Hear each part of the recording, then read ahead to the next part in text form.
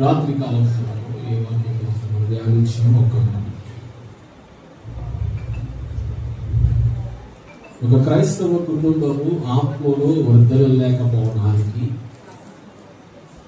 ఒక క్రైస్తవ విశ్వాసి నిజమైనటువంటి క్రైస్తవులుగా అభివృద్ధి చెందకపోవడానికి, ఒక విశ్వాసి దేవునితో నడవలేకపోవడానికి,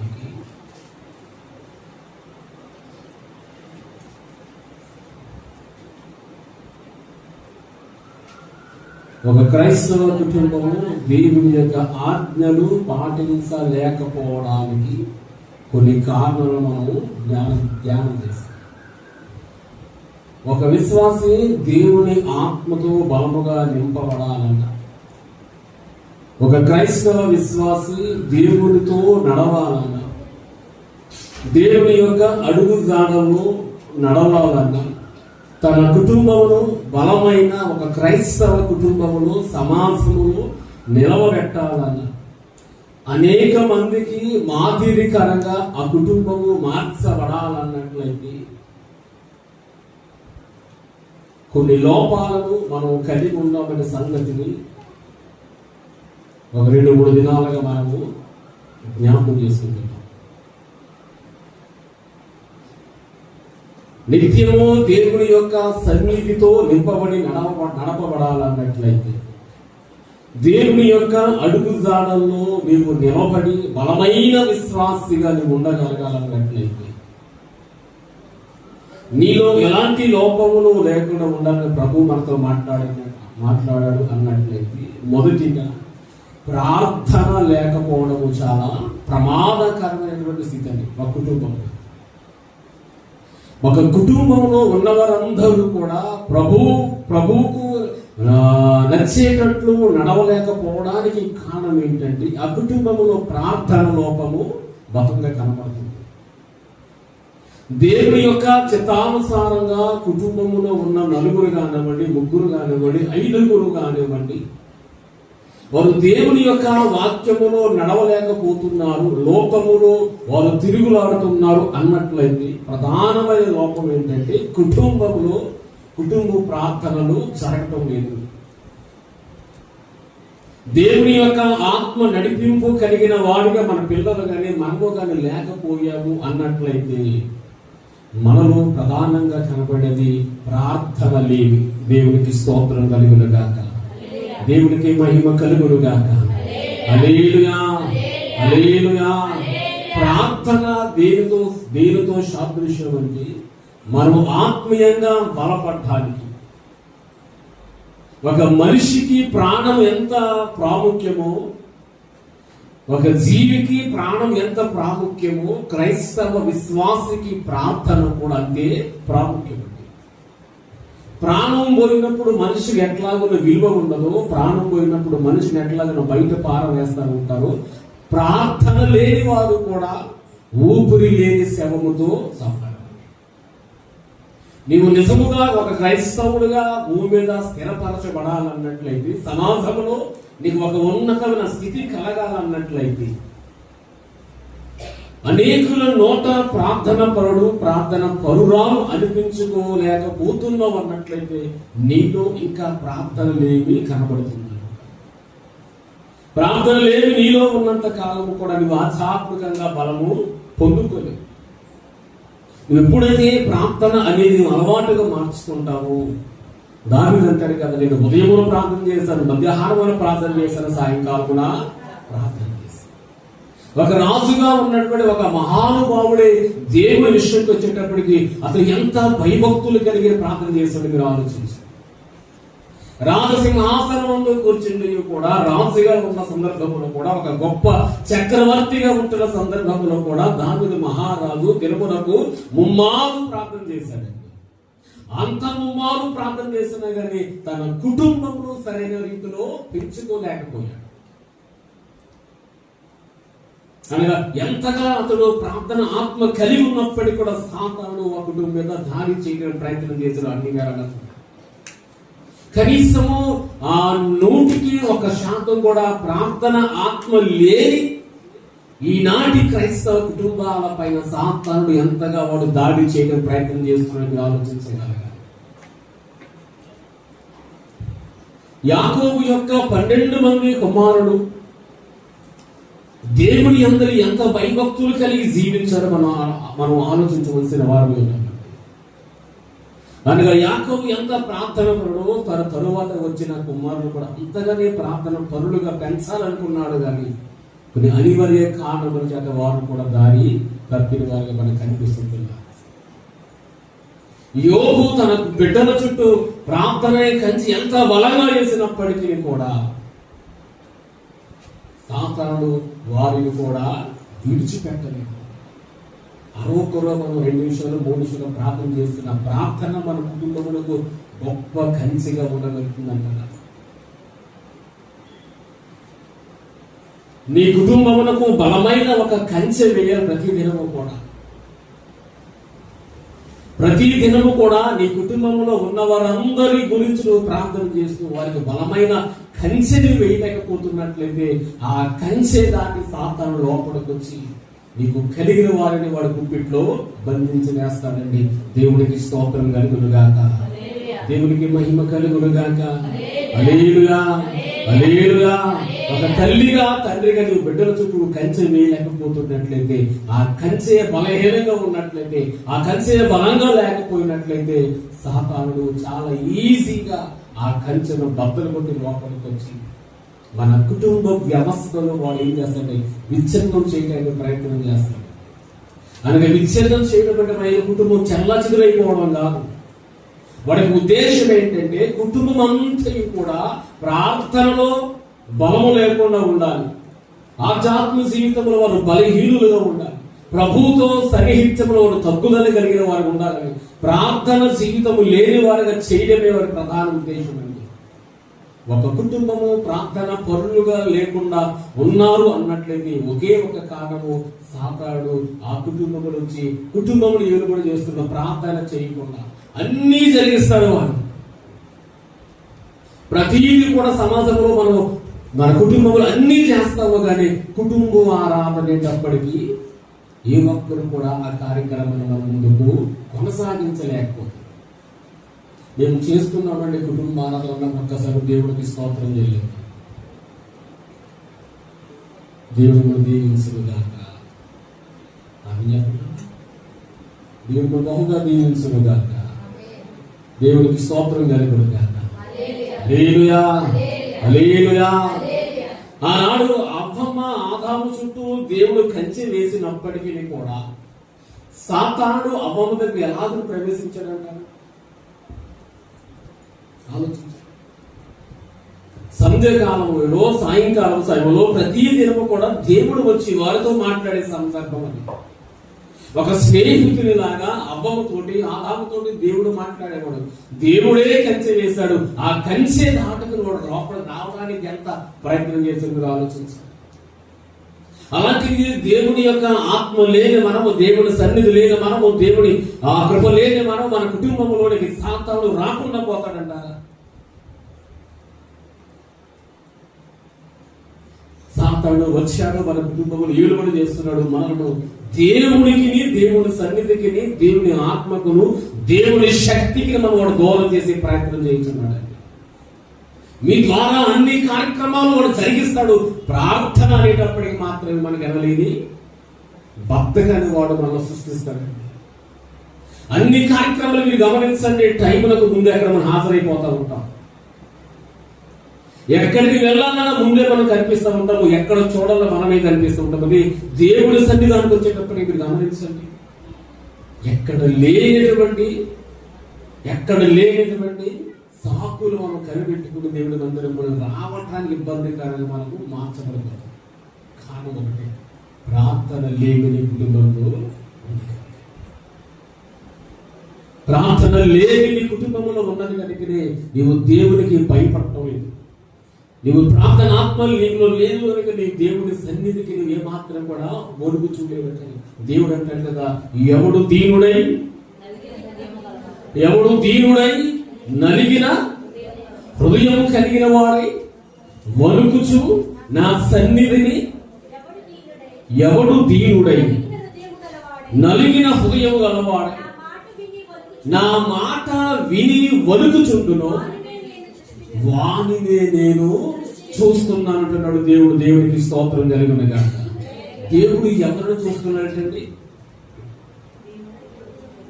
అమ్మ చెప్పండి, దేవుడు ఎవరు చూస్తున్నాడట? ఎవడు దీనుడై నలిగిన హృదయం కలిగిన వాడై నా మాట విని వణుకుచుండునో వానినే నేను చూస్తున్నాను. దృష్టించడం చూస్తున్నాను అర్థం. దేవునికి స్తోత్రం కలుగును గాక. దేవుడు మనల్ని ఒక్కసారి చూశాడు అనుకోండి, అది ఎన్నటెన్నటికి ఆశీర్వాదమే, అది ఎన్నటెన్నటికి దీవెనండి. ఆయన చూడటం లేదు ఇంకా పరిపూర్ణంగా మన వైపు. ఎందుకు చూడలేకపోతున్నాడండి? చదువుతున్నాం కదా, దీనత్వం అనేటువంటి మనస్సు మనము కలిగి లేకపోతున్నాం. రెండవది, విరిగి నలిగిన మనస్సు మనము కలిగి లేకపోతున్నాం.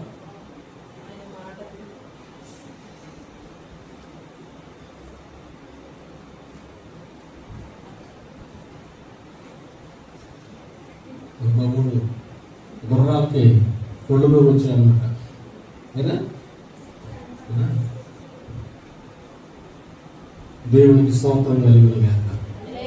దేవునికి మహిమ కలుగును గాక. 5 నిమిషాలు ప్రార్థన అయిపోతుంది. మాకు పిల్లల్ని కుటుంబాన్ని చక్కబెట్టుకుని కదా సమయం. దేవుడికి స్తోత్రం కలుగును గాక. బిడ్డను దేవుడు దీవించును గాక. కుమారుడు బాగా దీవించును గాక. దేవుడికి స్తోత్రం కలుగు. ప్రార్థన లేని ఏ వ్యక్తి జీవితంలో కనపడుతూ ఉంటుందో వారు దేవుని యొక్క ఆశీర్వాదాలు పరిపూర్ణంగా పొందుకోలేరు. దేవుని యొక్క సన్నిధిని, దేవుని యొక్క వాక్యమును, దేవుని యొక్క ఆజ్ఞను ఏ ఒక్కరూ కూడా నిర్లక్ష్యం వహించకుండా ప్రభుతో నిత్యము సహవాసం చేసే అలవాటు కలుగున్న వారి కుటుంబములు దేవుని ఇప్పుడు కూడా విడిచిపెట్టడం. రెండవది, బైబిల్ని ధ్యానించడం. మూడవది, సమయమునకు మందిరమునకు రాలేకపోవడం. ఏమండి? సమయమునకు మందిరమునకు రాలేకపోవడానికి కారణం ఏంటంటే సాతాను వాళ్ళు ఏం చేస్తున్నాడు? వెనక్కి లాగిపెట్టే ప్రయత్నం చేస్తాడు. ఎందుకు రావటం లేదు అని అడిగామనుకోండి, 199 సాకులు చెప్తారు. ఏంటన్నా? ఒక్కటండిగా ఎందుకు రాలేకపోతున్నావమ్మా అని అన్నాం అనుకోండి, ఎక్కడ లేనటువంటి సాకులు చెప్పే ప్రయత్నం చేస్తుంటారు. అనగా మీరు పనులు చేసుకోవాలి, అన్ని చక్కబెట్టుకొని అందులో ఎలాంటి సందేహం లేదు. ఆదివారం ఒక్క రోజైనా నీవు పరిపూర్ణంగా దేవుని సన్నిధానానికి హృదయపూర్వకంగా రాలేదు. దేవుడు అంటే చాలా సందర్భంగా జ్ఞాపకం చేస్తుంది. దేవుడట ప్రారంభానికి ముందే దేవుడు ఎప్పుడు కూడా ఆలస్యంగా వచ్చే దేవుడు కాదు. అది ఎక్కడ ప్రార్థన జరిగినా, ఎక్కడ దేవుడు ఇద్దరు ముగ్గురు కూడుకున్నా అక్కడికి ఆయన త్వరగా. మీరు ఊహించండి, మీరు ఆలోచించండి. మీరు ముందు వచ్చారా? దేవుడు ముందు వచ్చారా? దేవుడే ముందు వచ్చాడు. ఇప్పుడు ఎవరు మంచివారు అంటారు? అమ్మా దేవుడే. అంటే దేవుడు వచ్చి చూసి వెళ్ళిపోయే సమయంలో మనం లేమనుకోండి, ఆశీర్వాదాలు మనము పొందుకోలేదు. ఆయన రాకమునిపై మనం సిద్ధపాటు కలిగి దేవుని సన్నిధానంలో, మన ప్రభువు సన్నిధానంలో ప్రార్థన చేయడం ప్రారంభించినట్లయితే ఎనలేని శక్తిని మీరు పొందుకుంటారండి. ఈ సత్యాన్ని ఎప్పుడు కూడా గుర్తించలేకపోతుంది. దేవుని యొక్క మందిరములకు త్వరితగతిన వచ్చి కొన్ని నిమిషముల పాటు మన ప్రభు సన్నిధానంలో మోకరించి హృదయపూర్వకంగా మనం ప్రార్థన చేసినప్పుడు అండి, దేవుడు తప్పకుండా మీ ప్రార్థన ఆలకిస్తాడు. దేవుడు మన ప్రార్థనను ఆలకించకుండా ఉండే దేవుడు కాదు. దేవుడికి దినములకు 2.5 గంటల పాటు మన సమయంలో కేటాయించాలి. ఈ 2.5 గంటల సమయంలో మనం ఏం చేస్తున్నామంటే 2.5 గంటల్లోనే దశమ భాగాన్ని మనము చేస్తాము. అంటే 20 నిమిషాల 2.5 గంటలు అంటే దశమ గంటల 10 గంటల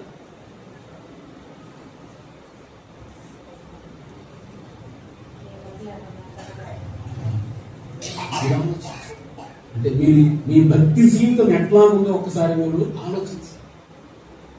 మీరు వచ్చారు, కూర్చున్నారు, వెళ్ళిపోతారు తప్ప ఒక్క 10 నిమిషముల పాటు ఏకాంతంగా ప్రభు సన్నిధిలో మనం ప్రార్థన చేయలేదు.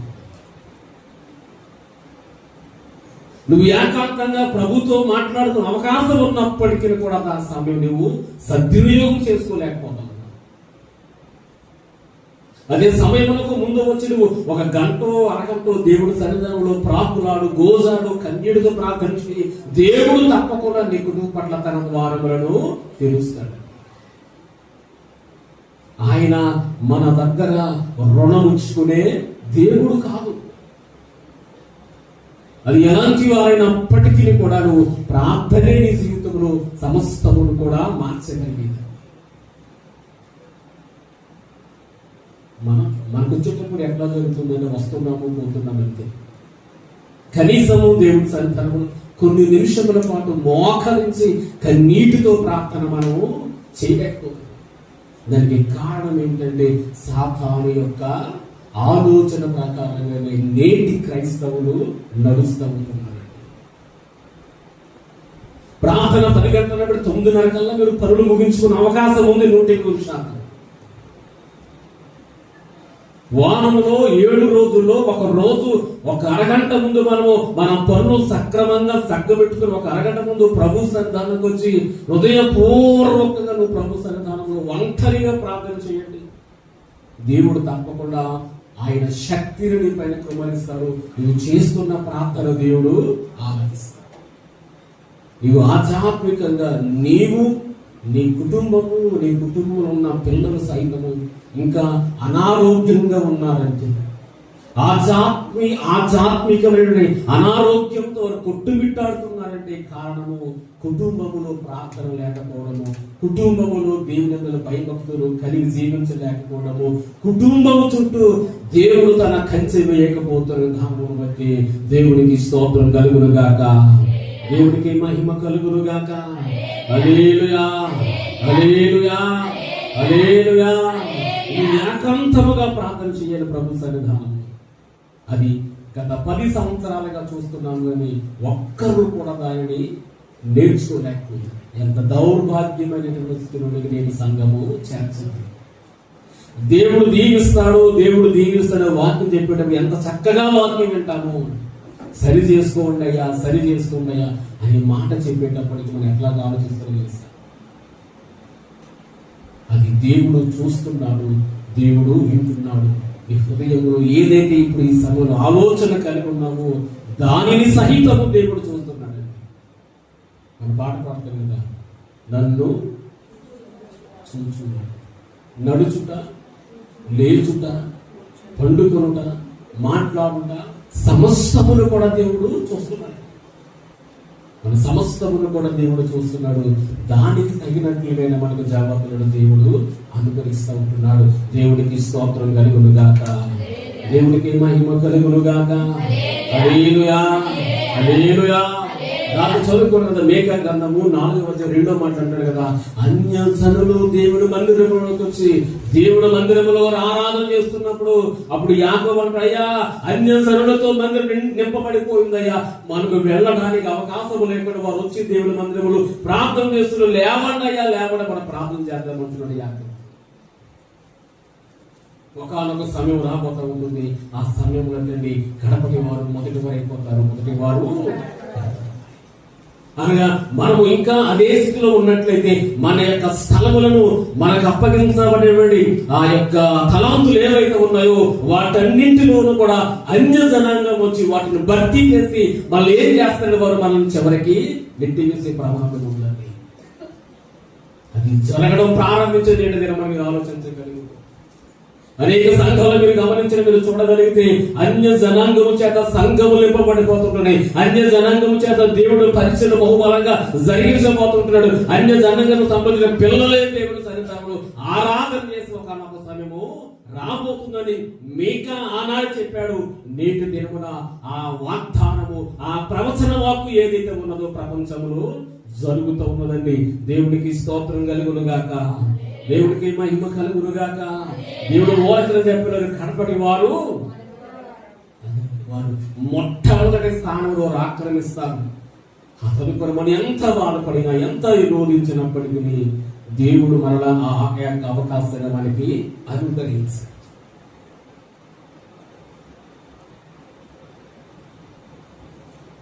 దేవుడికి స్తోత్రం కలుగునుగాక, దేవుడికి మహిమ కలుగునుగాక. హల్లెలూయా, హల్లెలూయా. నాలుగవదిగా దేవునికి ప్రాధాన్యత ఇవ్వడం.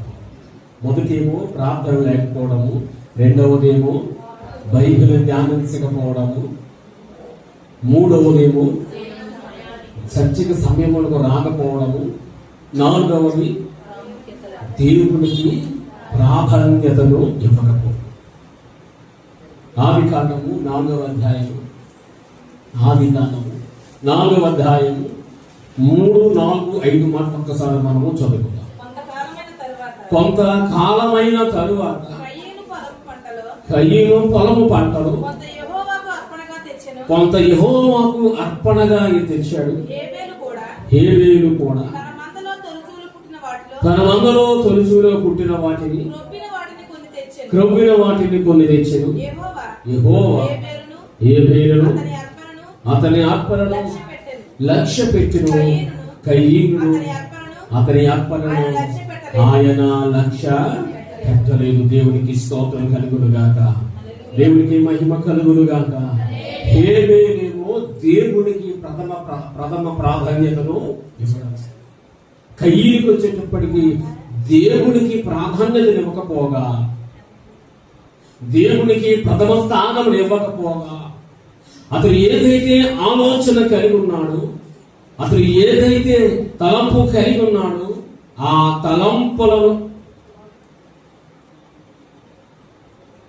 తలంపులను బట్టి మాత్రమే కయ్యను అర్పణను అర్పించాడు.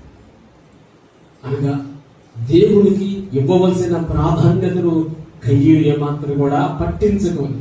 అదే హేబేలుకు వచ్చేటప్పటికి నేను ప్రథమ స్థానమును నా జీవితంలో ఏం జరిగినా ఎట్లా ఉన్నప్పటికీ కూడా నేను దీవించబడినా నాకేమున్నా లేకపోయినా నన్ను సృష్టించిన నా తండ్రికి ప్రథమ స్థానం ఇవ్వాలని హేబేలు నిర్ణయించుకున్నాడు.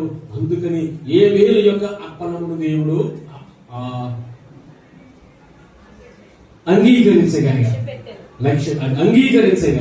అదే కయీనుకి వచ్చేటప్పటికి కయీను యొక్క మనసంతా కూడా దేవుడు కాకుండా మొదట తన యొక్క ఆలోచన ప్రథమ స్థానమును పెట్టాడు, రెండవ స్థానమును దేవుడికి ఇవ్వడం జరిగింది. దేవుడు అంటున్నాడు కదా, దేవుడు అంటున్న మాట ఏంటంటే ఆయన ఆజ్ఞలను ఆలోచించినప్పుడు నీ తండ్రి అయిన యెహోవాను మాత్రమే నీవు సేవించాలి. నీ తండ్రి అయిన దేవునికి మాత్రమే నువ్వు ప్రథమ స్థానమును కల్పించగలగాలి. నువ్వు ఎప్పుడైతే దేవునికి నువ్వు ప్రథమ స్థానం ఇస్తా ఉంటావో దేవుడు కూడా నిన్ను ప్రథమ స్థానంలో పెట్టడానికి ప్రయత్నం చేస్తా ఉంటావు. కానీ నేటి క్రైస్తవ సమాజం ఎట్లా ఉంటుందయ్యా అని ఆలోచించినప్పుడు మీరు ఆలోచించండి. ఏదైనా మొదలు చేస్తాము, రెండవ స్థానము, మూడవ స్థానము లేదా నాలుగవ స్థానాన్ని మనం దేవుడికి ఇస్తాము. అది దేవుడికి ఇష్టమైనటువంటి కార్యము కాదండి. దేవుడు దేనినైనా సహిస్తాడేమో గాని ఆయనను ఎప్పుడు కూడా మనము అగౌరవపరచకుండా ఉండాలని ప్రభు కోరుకుంటున్నాడు. ప్రథమ స్థానం మనం దేవుడికి ఇవ్వాలి, ఆయన తలగా మనం పెట్టుకోవాలి. అరువైతే ఏదైనా మనము చెయ్యాలి.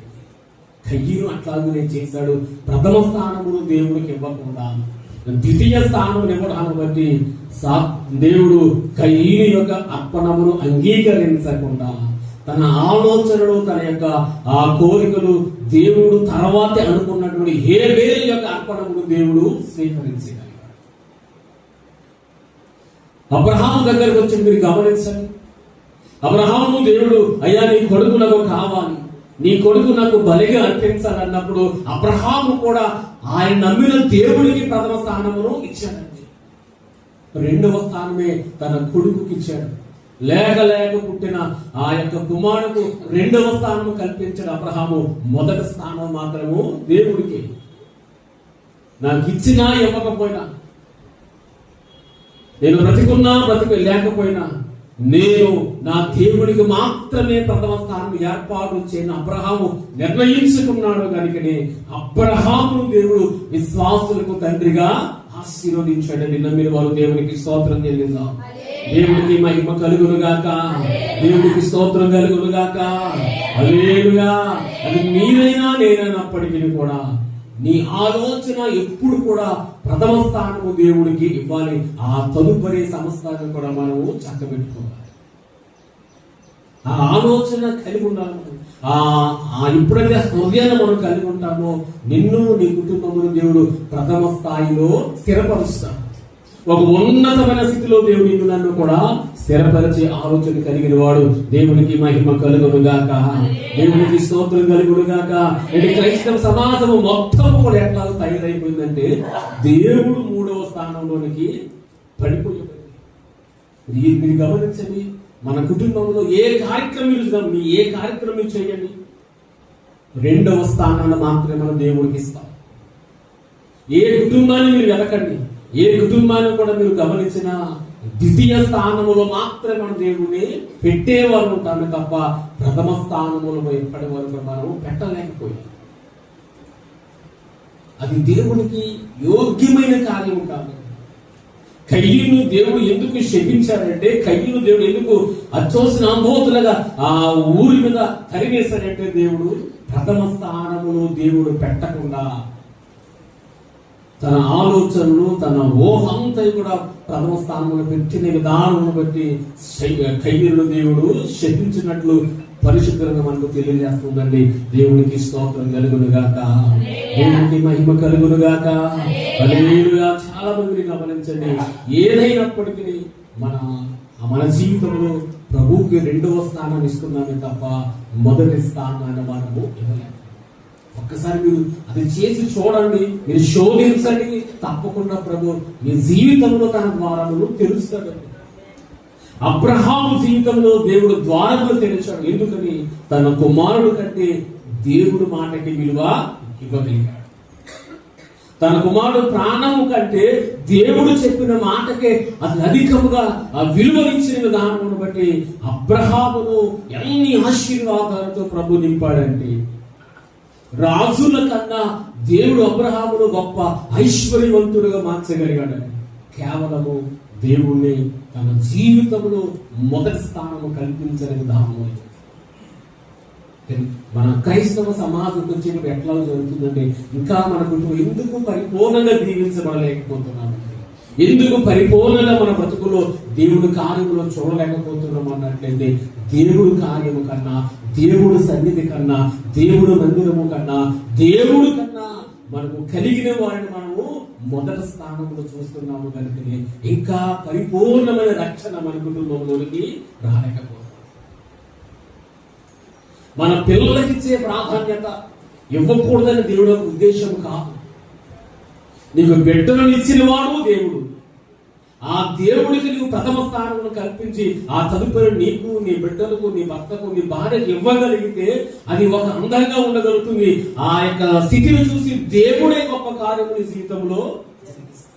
కానీ మనం ఎట్లా ఆలోచిస్తామంటే, అన్నీ ప్రథమ స్థానంలో పెడతా ఉంటాము, కానీ దేవుడికి వచ్చేటప్పటికి ఏ మందిరమే కదా, ఆరాధనే కదా, పాటలు పాడమే కదా, వాక్యం వినడమే కదా అని దేవుడు ఎక్కడ పెడుతున్నాడే అధమ స్థానంలో దేవుడిని పెట్టి మనం దేవుడిని అగౌరవపరుస్తున్నామండి.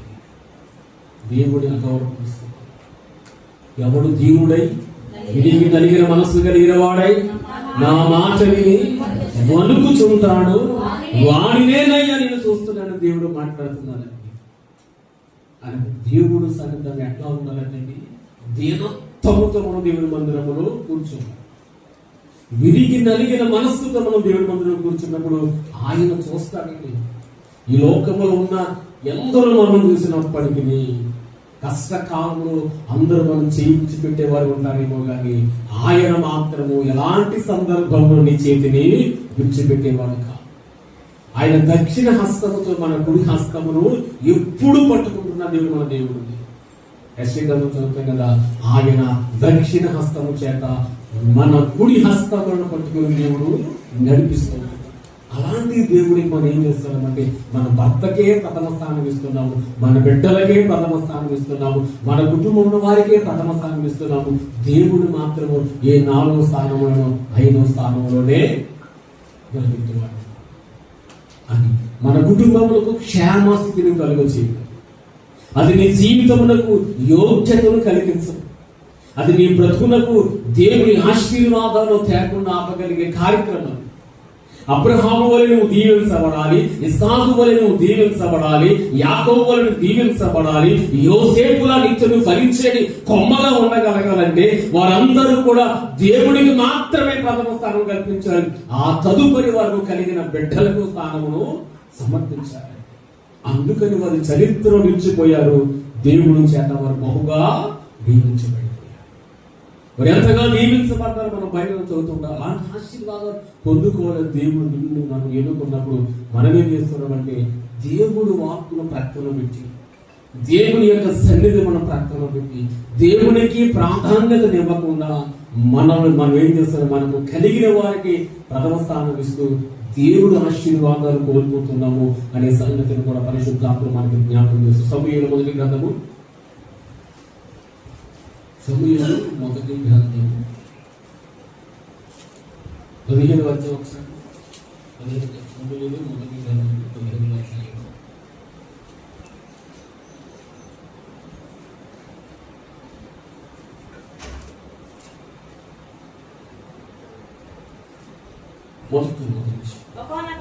ఒకానొక దినమున సమూయేలు సౌలును పిలిచి, యెహోవా ఇశ్రాయేలును తన జనుల మీద నిన్ను రాజుగా అభిషేకించుటకి నన్ను పంపెను. యెహోవా మాట వినుము. సైన్యములకు అధిపతి యెహోవా సెలవిచ్చినదేమనగా, అమాలేకీయులు ఇశ్రాయేలుకు చేసినది నాకు జ్ఞాపకమే. వారు ఐగుప్తులో నుండి రాగానే అమాలేకీయులు వారి విరోధులై మార్గమందు వారి మీదికి వచ్చింది కదా. కాబట్టి నీవు పోయి కనికరింపగా అమాలేకీయులను హతము చేయము. పురుషులనేమి, స్త్రీలనేమి, బాలులనేమి, పసిపిల్లలనేమి, ఎద్దులనేమి, గొర్రెలనేమి, ఒంటెలనేమి, గార్ధబములనేమి అన్నింటినీ హతము చేసి వారికి కలిగినదంతా బొత్తిగా పాడు చేసి అమాలేకీయులను నిర్మూలము చేయమని చెప్పాను. దేవుడు చెప్పినట్లుగా అతను చేయకపోయినదేనన్న అనగా, దేవుడు వాక్కుకు ప్రథమ స్థానము కల్పించకుండా ఆ క్రింద ఉన్నటువంటి ఆ మంత్రులు, ఆ యొక్క సైన్యాధిపతి చెప్పినటువంటి మాటలను బట్టి సౌలటండి ఆ దినమున దేవుడి యొక్క మాటకు విలువ ఇవ్వకపోయే విధానమును బట్టి ఏమైపోయినట్టండి, తన రాజ్యమును పొందాడు. ఎవరికి అతడు ఎవరి మాటకు ప్రథమ స్థానం కల్పించాడండి, ఆ క్రింద ఉన్న వారి యొక్క మాటను పట్టించుకున్నాడే గాని ప్రవక్త చెప్పినట్టు దేవుడి మాటకు ప్రథమ స్థానమును కల్పించలేకపోయాడు. అనగా దేవుడిని పైన పెట్టలేకపోయాడు, దేవుడిని ప్రథమ స్థానములో చూడలేకపోయాడు. తద్వారా జరిగిన విపత్తు ప్రమాదం ఏంటంటే తన రాజ్య సింహాసనమును కోల్పోయాడు. కయీను ఎట్లాగైనా శపించబడి ఆ ఊరి మీద పడి తిరిగాడు, అట్లాగనే సౌలు మహారాజు కూడా దేవుడికి ఇవ్వవలసిన స్థానం ఇవ్వకపోయిన దానం బట్టి శపితుడై రాజరికమును కోల్పోయాడు. తద్వారా తన ప్రాణులు ఎట్లాగో పోగొట్టుకున్నాడు మనందరికీ తెలిసి. దేవుడికి స్తోత్రం కలుగునుగాక, దేవుడికి మహిమ కలుగునుగాక. హల్లెలూయా. మీరైనా నేనైనా కానీ దేవుడు మాత్రమే మనం ప్రథమ స్థానంలో చూడాలి, నిలబెట్టాలి. ఆ తదుపరి మిగతా మంది, ఆ తదుపరి తల్లిదండ్రులు, ఆ తదుపరి మనము కలిగిన వారు. అది దేవుడు మనకి ఇచ్చిన ఆజ్ఞలు. ప్రతి ఆజ్ఞ కూడా మనం చదవలేదు అదే కనిపిస్తుంది. అప్పుడు చదవకుండా నిర్గమకాండము 20 అధ్యాయంలో చూపించాను. నిర్గమకాండము, నేను తప్ప వేరొక దేవుడు నీకు అసలే ఉండకూడదు. పైన ఆకాశం ఉంది కానీ భూమి అందే గాని భూమి కింద నేల అందే గాని ఏ రూపమును కూడా విగ్రహమైన నువ్వు చేసుకొనకూడదు, వాటికి సాగిలపడకూడదు, వాటిని పూజింపకూడదు. నీ దేవుడైన యెహోవాకు నేను రోషము గల దేవుడను. నన్ను ద్వేషించే వారి విషయంలో 3-4 తరముల వరకు తండ్రుల దోషం కుమారుల మీదకి రప్పించుచు నన్ను ప్రేమించి నా ఆజ్ఞలు గైకొని వాడిని 1000 తరముల వరకు నేను కరుణించేవాడనై ఉన్నాను. దేవుడు చూడండి, 1000 తరాల వరకు మనల్ని దీవించే దేవుడు. ఎప్పుడంటే ఆయన మాత్రమే పైన ఉన్నారు. నేను తప్ప వేరొక దేవుడిగా ఉండకూడదు. పైన ఆకాశం అందే కింద భూమి అందే కానీ దేనిని కూడా నీవు సృష్టించకూడదు. ఎవరిని మనం పూజించకూడదు. దేవుడు మాత్రమే పైన పెట్టాలి. ఆ పైన పెట్టినట్లయితే దేవుడు అంటున్నాడు, 1000 తరాల వరకు నేను కరుణిస్తాను. ఆ కనికర మనం పొందుకోవాలండి. ఆ కటాక్షాన్ని మనం పొందుకోవాలి. తరము వెంబడి తరము, తరము వెంబడి తరము దేవుడి చేత దీవించబడిన వంశముగా మన వంశంలో భూమి మీద శాశ్వతంగా స్థిరపరచబడాలన్నట్లయితే ప్రభు అంటున్నాడు, నేను తప్ప వేరొకరు పైన నీకు ఆయన ఒక్కడినే పైన పెట్టాలి, మిగతావన్నీ కూడా కింద పెట్టాలి. అక్కడ చూడండి, మొదట దేవుడు అంటున్నాడు, 2వ స్థానం ఎవరికి ఇస్తున్నట్టు దేవుడు పరిణామానికి వచ్చింది. నీ దేవుడైన యెహోవా నీకు అనుగ్రహించు దేశము నీవు దీర్ఘాయుష్మంతుడు వగునట్లు నీ తండ్రిని తల్లిని సన్మానించాలి. మొదట స్థానము దేవుడికి ఇవ్వాలి. ఆ తదుపరి స్థానం మన తల్లిదండ్రులకు, ఆ తదుపరి మనకు పుట్టిన వారికి ఇవ్వాలి. ఎవరైనా క్రైస్తవ కుటుంబాలు పాటిస్తున్నారంట? ఒక్కరైనా పాటిస్తున్నారంట? మొదట నీ దేవుడికి స్థానం కల్పించాలి. ఆ తదుపరి నీ తల్లిదండ్రులకు ఇవ్వాలి. ఒకవేళ అమ్మాయి అయితే తర్వాత భర్తకు ఇవ్వాలి, పురుషుడే తన భార్యకు ఇవ్వాలి. ఆ 4వ స్థానం ఏదైతే మనం అక్కడ నుండి మన పిల్లలకి ఇవ్వాలండి. కానీ వీటి క్రైస్తవ కుటుంబం ఎట్లా తెలుసా, మొదటి స్థానం మన పిల్లలకి ఇస్తాం కదా, ఆ తదుపరి మనం ఏదైనా చేస్తాం. అది దేవుని యొక్క ఆజ్ఞలకు విరోధమైన మార్గం. అది దేవుని ఆజ్ఞలకు వ్యతిరేకమైన దిశలో మనం ఉంటున్నాము. అందుకనే ప్రభు యొక్క ఆశీర్వాదాలు పరిపూర్ణంగా మనము పొందుకోలేము. అబ్రహాము దాన్ని గ్రహించాడు, ఇస్సాకు దాన్ని తెలుసుకున్నాడు, యాకోబు పాటించాడు. యోసేపు కూడా అదే గ్రహించాడు.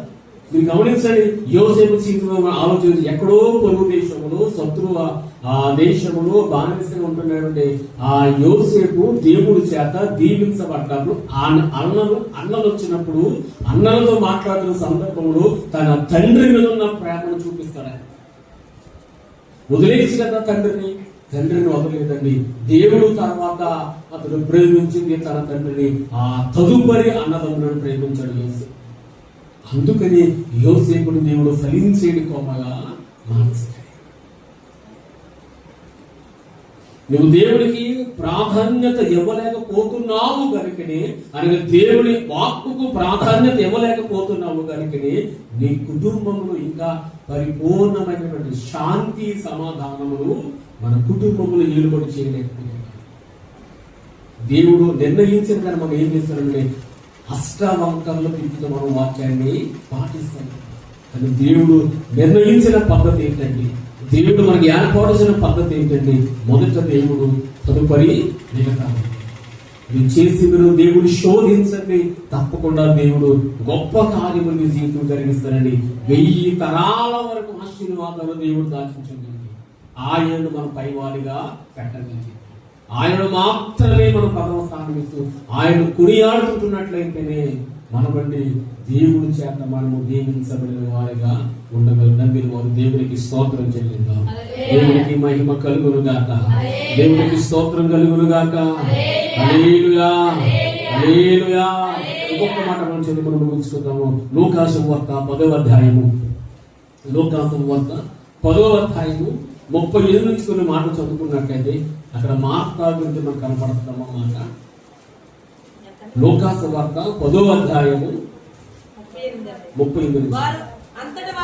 ప్రయాణమై పోవుచుండగా ఆయన ఒక గ్రామంలో ఒక గ్రామములో ప్రవేశించెను. మార్తా అను ఒక స్త్రీ ఆయనను తన ఇంట చేర్చుకొనెను.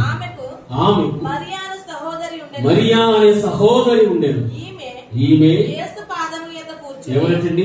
మరియా యేసు పాదముల యొద్ద కూర్చుండి ఆయన బోధను వినుచుండి. మార్తా విస్తారమైన పని పెట్టుకునుట చేత తొందరపడి ఆయన యొద్దకు వచ్చి, ప్రభువా, నేను ఒంటరిగా పని చేయుటకు నా సహోదరుని విడిచిపెట్టినందున నీకు చింతలేదా? నాకు సహాయము చేయమని ఆమెతో చెప్పాను. అందుకు ప్రభువు, మార్తా మార్తా, నీవు అనేకమైన పనులను గురించి విచారము కలిగి తొందరపడుచున్నావు గాని అవసరమైనది ఒక్కటి. మరియా ఉత్తమమైన దాన్ని ఏర్పరచుకున్నాడు, అది ఆమె యొద్ద నుండి తీసివేయబడదని. అక్కడ మార్త దేనికి ప్రథమ స్థానం కల్పించిందంటే తను చేస్తున్న పనిని ప్రథమ స్థానముగా చూపించగలిగింది. అనగా దేవునికి ఇవ్వవలసిన సమయము కానీ, దేవునికి చెందవలసిన ఘనత కానీ, దేవునికి చెందవలసిన మహిమను కానీ ఆమె ఏమాత్రం కూడా పట్టించుకోనకుండా వంట వార్పులతోనే సరిపెట్టుకుంటారు. అక్కడ ఉంది మరియమ్మ కూడా ఏం చేసినట్టు ఆయన పాదముల దగ్గర పడి, నాకు ఏది ఉన్నా ఏది లేకపోయినా నా దేవుడే పైన ఉండాలి, నా దేవుడు వాక్యమే పైన ఉండాలి అని మార్త గ్రహించారు. మరియా గ్రహించింది కనుకనే దేవుడు అంటున్నాడు, మరియా ఉత్తమమైన దానిని ఏర్పరచు. మనము మన జీవితంలో ఇలాంటి చిన్న చిన్న పొరపాట్లు చేసి దేవుడి యొక్క చిత్తాన్ని, దేవుని ఆశీర్వాదాన్ని మనం పోగొట్టుకుంటున్నాం. పనులు అందరికీ ఉంటాయి. పనులు అనేవి మన హృదయం, పనులు అనేవి అందరికీ ఉంటాయి. పని లేని వాడు ఎప్పుడప్పుడు భూమి మీద లేడు. కానీ మరియా ఎట్లాగనా తన యొక్క పనులను సక్రమంగా పూర్తి చేసుకుని ముగించుకుని, నేను దేవునికి మాత్రమే పై స్థానము కల్పించాలని ఉద్దేశం కలిగి ఉంది కనుకని దేవుడి చేత మరియా దీవించబడిందని నమ్మిన వారు దేవునికి స్తోత్రం చెల్లిద్దాం. దేవునికి మహిమ కలుగును గాక, దేవునికి స్తోత్రం కలుగును గాక. హల్లెలూయా, హల్లెలూయా, హల్లెలూయా. ఆయన పాదాల దగ్గర కూర్చుని ప్రార్థన చేస్తుందని మరియమ్మ. ఇప్పుడైతే ఆమె తొందరగా తన పనులు చక్కబెట్టుకుని హృదయపూర్వకంగా ప్రభు పాదం దగ్గరకు వచ్చి ప్రార్థన చేయడం ప్రారంభించారు. మీరు ఆలోచించారు, తొందరగా ఎప్పుడే మనం పనుల గురించి దేవుని సన్నిధిలో ఒక్క 5 నిమిషాలు ప్రార్థన చేసిన వారంట చరిత్ర. నేను వచ్చిన 10 సంవత్సరాల ఈ యొక్క కాలంలో ఏ భక్తులైనా మరియమ్మలాగా నేను ప్రభువుకు మాత్రమే ప్రథమ స్థానాన్ని ఇస్తాను, ప్రథమ స్థానం ఇవ్వాలి, నేను ప్రభువుతో సమయం గడపాలి, నేను ప్రభు పాదాల కన్నీటితో గడపాలి, ప్రభు వారి యొక్క మహిమను పొందుకోవాలి, ప్రభు దగ్గర సమయము అధికంగా హెచ్చించాలి అనే ఆలోచన ఎవరికి వచ్చిందంటే నేనంటాను, మనందరము మార్తలాగా ఉన్నాను తప్ప మరియలాగా మనము భక్తిని చేయలేకపోతున్నాం.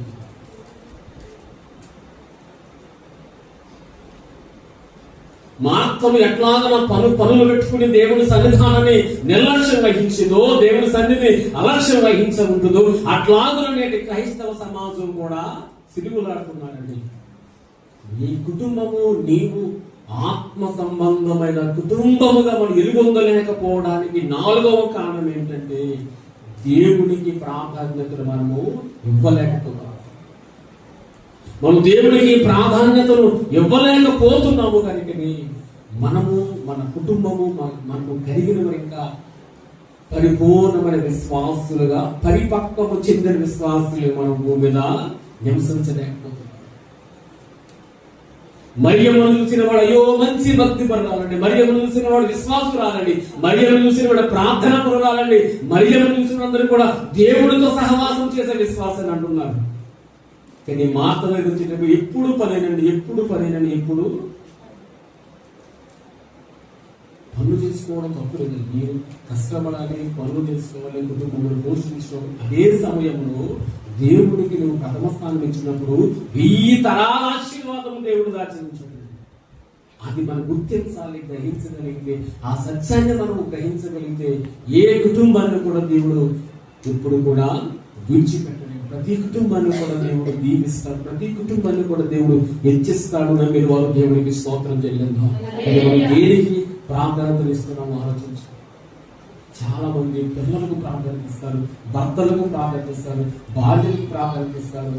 ఆ తదుపరి అత్తమామలు కానీ తల్లిదండ్రులు కానీ ఆ తదుపరేమో దేవుడికి ఇస్తారు. కానీ బైబిల్ అట్లా వాళ్ళు బోధించడం లేదండి. మొదటి స్థానము దేవుడికి ఇవ్వాలి, తరువాత తల్లిదండ్రులకు ఇవ్వాలి, తరువాత భర్తకి ఇవ్వాలి, తరువాత భార్యకి ఇవ్వాలి, ఆ తదుపరి మనం పుట్టిన వారికి ఇవ్వాలి. కానీ ఇక్కడికి వచ్చేటప్పుడు వ్యవస్థలో పైకి వెళ్తున్నాం. పైనుంచి కిందకి రావాల్సింది పోయి కింద నుంచి పైకి వెళ్తా ఉన్నాం. అది వక్రమైన ఆలోచన సంగతిని పరిశుద్ధాత్మ మనకు జ్ఞాపకం చేస్తున్నాడు. 1000 తరాల కనికరము నీ కుటుంబం పైన దేవుడు చేత కనికరం పొందుకోవాలంటే దేవుడు వాక్యానుసారంగా జీవించగలగాలండి. చివరి ఒక్క మాట మనం జ్ఞాపకం చేసుకుందాము. మత్తయి సువార్త 19వ అధ్యాయము, మత్తయి సువార్త 19వ అధ్యాయము 16 నుంచి కొన్ని మాటలు. ఇదిగో ఒకడు ఆయన యొద్దకు వచ్చి, బోధకుడా, నిత్య జీవము పొందుటకు నేను ఏ మంచి కార్యము చేయవలనని ఆయన అడిగాను. అందుకు ఆయన, మంచి కార్యముల గురించి నన్ను ఎందుకు అడుగుచున్నావు? మంచివాడు అక్కడే, నీవు జీవములో ప్రవేశింపగోరని ఎడల ఆజ్ఞలను గైకొనుమని చెప్పెను. అతడు ఏ ఆజ్ఞలని ఆయనను అడుగగా, యేసు నరహత్య చేయవద్దు, వ్యభిచరింపవద్దు, దొంగిలవద్దు, అబద్ధ సాక్ష్యము పలుకవద్దు, తల్లిదండ్రులను సన్మానింపవు, ఎందువల్ల నీ పొరుగు వారిని ప్రేమింపవలెను అనునయని చెప్పాను. అందుకు ఆ యవనుడు, ఇవన్నీ అనుసరించుచునే ఉన్నాను, ఇకను నాకు కొదువ ఏమని ఆయన అడిగాడు. అందుకు యేసు, నీవు పరిపూర్ణుడవుటకు కోరుని ఎడల పోయి నీ ఆస్తిని అమ్మి పేదలకివ్వు, అప్పుడు పరలోకమందు నీకు ధనము కలుగును. నీవు వచ్చి నన్ను వెంబడింపని అని చెప్పాను. అయితే ఆ యవనుడు మిగుల ఆస్తి గలవాడు కనుక ఆ మాట విని వ్యసన పడుచు వెళ్ళిపోయినట్టు. ఆ యొక్క యవనుడి యొక్క ఆలోచన అంతా ఎక్కడుందో చెప్పి సంపాదన మీద, ఆస్తి మీద ఉంది. ఆ తదుపరి దేవుడు అనుకున్నాడు, దేవుడు చెప్పినట్టు చేయలేకపోయి ఉదాహరణ ఒకటి అతను వ్యసన పడుచు వెళ్ళిపోయాడు. మనము మన జీవితంలో కూడా కొన్ని సందర్భంలో ఏం చేస్తామంటే మన దేవుడి వాక్యం విన్నట్టుగానే ఉంటామే తప్ప అది పాటించడానికి ఏమాత్రం కూడా మన మనస్సును ప్రేరేపించాలి. ఆ వాక్యమును వాక్యానుసారంగా జీవించాలని ప్రేరేపణ కలిగినప్పుడు పరిశుద్ధాత్మని నడిపించుకుంటారు. కానీ వాక్యం బాగున్నప్పుడేమో సంతోషిస్తూ, వాక్యం బాగోలేకపోయినప్పుడు ఆ హృదయంలో కోపాలు తాపాలతో నిండిపోయినప్పుడు నువ్వు ఎన్నటికీ నీ దేవుని వాక్యమును నీ హృదయమును సరి చేసుకున్న సమయం వచ్చినప్పుడు సరి చేసుకోవాలి. వినే సంవత్సరం వినాలి. సరి చేసుకునేటప్పుడు సరి చేసుకోకపోయినట్లయితే దేవుడి ఈ యవనుని ఎట్లా కూడా చేయబడిచాడు మనం ఇక్కడ దేవుడు చేయించుకుంటే దేవుని యొక్క ఆత్మ మన పైన మన కుటుంబాల పైన మెండుగా క్రమరించబడాలి. ఆయన 1000 తరాల కనికర మన కుటుంబాల పైన మెండుగా క్రమరించబడాలి. నువ్వు ఆధ్యాత్మికంగా నువ్వు బలహీనుడు ఉండడానికి 4వ కారణం ఏంటంటే నువ్వు దేవుడికి ప్రాధాన్యత ఇవ్వడంలో వెనుకంజలో ఉన్నావేమో. దేవుడికి ఇవ్వాల్సిన ప్రాధాన్యతను ఇవ్వకుండా, దేవుడికి చెందవలసిన ఘనత, దేవుడికి చెందవలసిన మహిమను దొంగిలిస్తున్నప్పుడు నువ్వు ఇంకా పరిపూర్ణంగా దీవించబడలేకపోతున్నావు. దేవుడు అంటున్నాడు, 1000 తరాల కనికరము నీ పైన కుమరించబోతున్నాను. ఆయన చెప్పినట్లు మనము చేయగలిగితే అందరూ కూడా తల వంచండి. చిన్న ప్రార్థన చేస్తున్నాం. అందరూ కూడా తల వంచండి, మోకరించని నిలబడండి. ప్రార్థన స్తోత్రములు ప్రభు, నాయన స్తోత్రములు.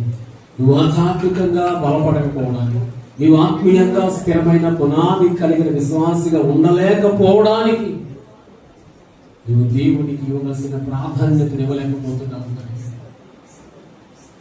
దేవుడికి చెందవలసిన మహిమంతా ఇప్పుడు నువ్వు దొంగిలిస్తూ ఉంటున్నావు. దేవుడికి చెందవలసిన ఘనత అంతా ఇప్పుడు నువ్వు దొంగిలిస్తూ ఉంటున్నావు. అందుకని ఇంకా పరిపూర్ణమైనటువంటి ద్వారము నీ జీవితంలో దేవుడు తెరవలేకపోతున్నాడు. అందరూ ప్రార్థించు. అయ్యా, నేను ఆధ్యాత్మికంగా బలపడలేకపోవడానికి కారణం ప్రార్థన లేని నాలో ఉంది. అయ్యా, బైబిల్ ధ్యానించలేకపోతున్నాను. సమయంలో మందిరములకు రాలేకపోతున్నాను. అయ్యా, మీకు ఇవ్వవలసిన ప్రాధాన్యత ఇవ్వలేకపోతున్నాను. నన్ను క్షమించండి అయ్యా. ఒకసారి ప్రార్థించాను. అందరూ ప్రార్థించేయండి. 1000 తరాల ఆశీర్వాదము, 1000 తరాల కనికరము నీ పైన దేవుడు కుమ్మరించడానికి సిద్ధంగా ఉన్నాడు. కానీ ఆధ్యాత్మికంగా వాటిని పొందుకునే బలాన్ని వాటిని పొందుకునే శక్తి నీకు లేదు. ఆ 1000 తరాల ఆశీర్వాదమును పొందుకునేటువంటి ఆత్మీయ బలము నీలో లేదు, ఆత్మీయ శక్తి నీలో లేదు. దానికి కారణము ప్రార్థన లేదు. దానికి కారణము నువ్వు బైబిల్ ధ్యానించకపోవడం, దానికి కారణము సమయములకు సన్నిధానము రాకపోవడమే, దానికి కారణము నువ్వు దేవునికి ప్రాధాన్యతను ఇవ్వకపోవడమే. ఒక్కసారి వాదించు. అయ్యా, నేను సిద్ధంగా ఉన్నాను ఈ ఆశీర్వాదాలు పొందుకోవడం, నేను సరి చేసుకుంటాను ఆయన ఆశీర్వాదాలు పొందుకోవడం. ప్రార్థన చేసి ప్రార్థన చేయండి.